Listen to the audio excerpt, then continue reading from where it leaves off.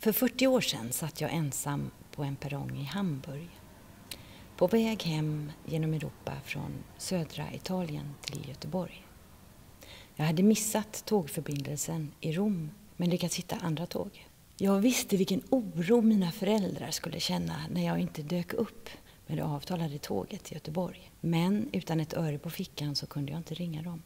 Jag satt där på den kalla bänken på stationen och mindes solen och värmen från den nyfunna italienska familjen och alla människor som jag träffat på språkkursen där. När jag satt där på perrongen så kom en medelålders man fram till mig. Han sträckte fram en vit papperspåse där bredden fylld med mörkröda bigarråer. Bitte, sa han. Jag kan fortfarande känna smaken av de friska bären.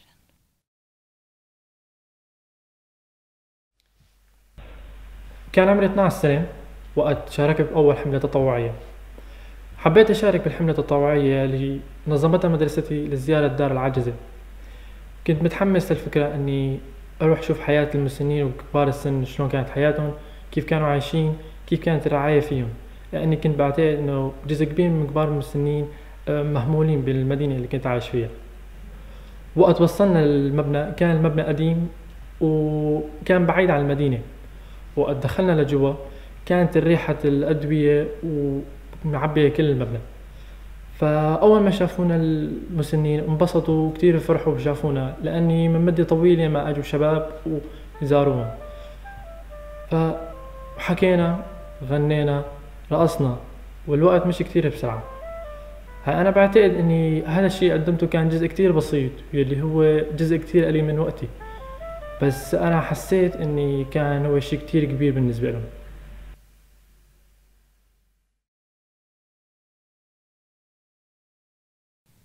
Det var torsdag eller tisdag. Det kan ha varit en måndag också, men det var absolut inte en söndag. Jag stod i köket och jag var jättetrött. Diskbänken var full av smutsiga tallrikar, matrester, kladdiga kastruller.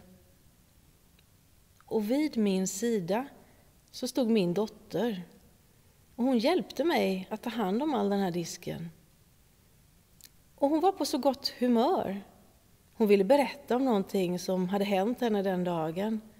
Och hennes röst, den var så levande. Och hennes ansikte, det var så ljust. Och jag var så glad. Det var bara några minuter. Men jag var så glad för i vanliga fall så brukar hon vara på sitt rum. Och hon ligger i sin säng med datorn på bröstet och dörren måste vara stängd.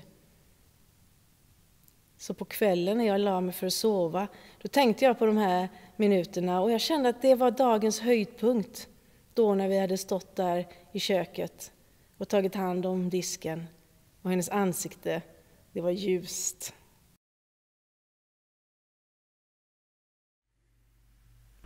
Eight years ago, Latakia, Syria. It was a rainy day in fall.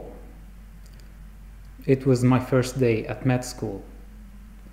Intimidated by the idea of becoming a doctor, I came early in the morning, filled with excitement and anxiety. I reached the empty coffee house. I smelled the smell of coffee all over the place. I hear something. It was someone singing a song I've never heard before. The joy of the song filled me with happiness and peace, and changed my whole experience. This stranger made my day without even knowing. And every single person passes in your life creates something in you in one way or another.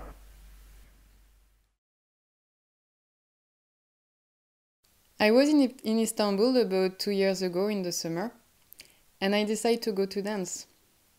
So I look up for a place, I find my way there, I climb up the stairs, and I start to hear the sound of the tango music. And it makes me immediately feel like home. I step in the room, and as every time I fall under the charm of the ambience. Those low lights, the beautiful couples dancing on this poetic music.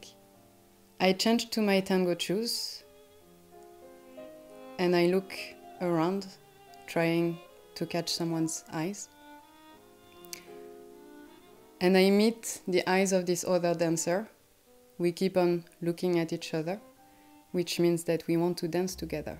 Our bodies meet on the dance floor, and we share those 12 minutes of intense connection. After the last note, we try to keep the embrace for a little bit more, trying to hold on this magical moment. And then we walk away from the dance floor, because that's how it is with tango. It's just 12 minutes of love.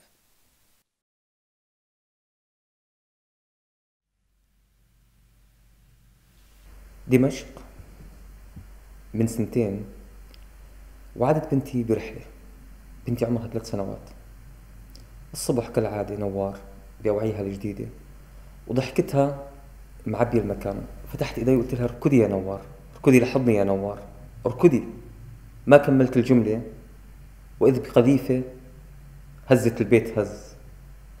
قذيفة دمرت جزء من البيت. بهي اللحظة ما عاد شفت شيء أبدا، انطفت كل أنوار العالم بعيوني.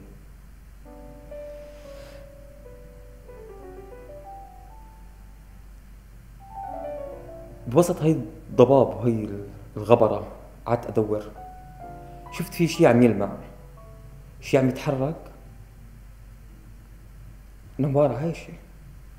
أخذتها بحضني وركضت. فعلا طلعت عم بركض وعم بردد الكلمة اركضي يا نوار اركضي. من وقتها قررنا أنه نركض، أنا وزوجتي وبنتي وابني، حتى وصلنا على السويد. بوقتها حسينا بالأمان. نوار اليوم عمرها 7 سنوات. نوار بتحكي سويدي، نوار بترقص دانس وبترسم أحسن مني. الأولاد بشكل عام هن عن جد المستقبل، هن الأمل الحقيقي.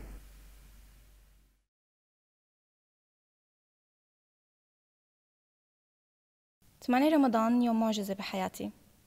ب 2013 كان الأسوأ، كان حرب بسوريا وكان اليوم اللي بخسر فيه شغلي. مضوا 3 سنين خلالهم كل يوم عشته بالأمل، ما عدا 8 رمضان بطلت حبه. انتقلت على غير بلد وحصلت على فرصة 3 شهور تدريبية بشركة. الشهر الثاني منهم كمان صدفة رمضان. باليوم الثامن منه ب 2016 فقت خايفة كتير ومتوترة، ما بدي روح على الشغل. بس رحت طبعا. بوصل بلاقيهم كأنه عم يستنوني، بيقولوا لي الشركة قررت توقف فترتك التدريبية لو ما خلصوا 3 شهور تبعك، لأنك أبديتي شيء غير متوقع كمتدربة. كانت لحظة صدمة، جمود. بعدين بيقولوا لي صدر قرار توظيفك. خلاصة 8 رمضان يوم محبب عندي كتير.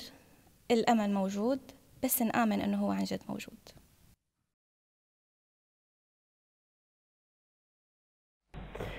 Une chaude journée d'été, en août 2004. Je descends d'un taxi avec ma maman et je découvre les rues de Kolte Palwan, un quartier résidentiel de Kaboul, en Afghanistan. Les maisons sont très différentes de mon pays natal. Les toits sont plats, les fleurs ont un autre parfum et même le son des voitures et des klaxons ont un son particulier. C'est la première fois que je suis dans ce pays, et même dans ce continent. Pourtant, j'ai le sentiment que ce lieu ne m'est pas étranger. En fait, en face de moi, il y a la maison, l'ancienne maison de mes grands-parents, là où ma maman a vécu et grandi dans les années 60. Soudain, toutes les histoires que j'avais entendues et qui m'avaient fait rêver sont devant moi. Je suis dans un conte de fées. J'ai traversé le temps et l'espace et tout mon être vibre d'un amour infini.